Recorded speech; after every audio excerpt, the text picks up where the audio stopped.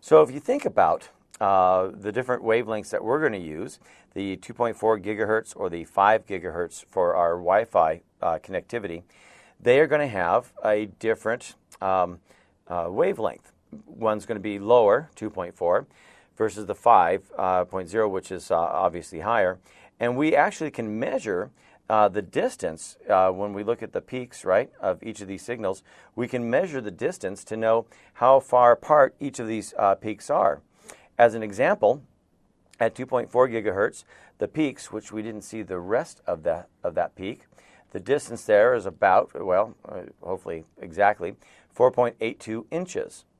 So, and I know that sounds kind of weird when you think about radio frequency, about the peak, the positive part of that signal, actually has a measurable distance as it's traveling through air that we can recognize.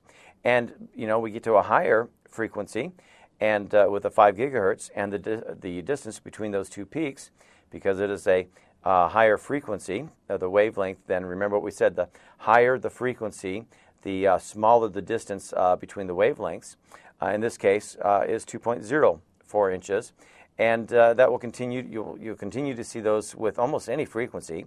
You could probably look it up or do the mathematical equation you saw a little bit ago, you know, with the lambda and the f and the speed of light, to be able to come up with an idea about what this the wavelength looks like.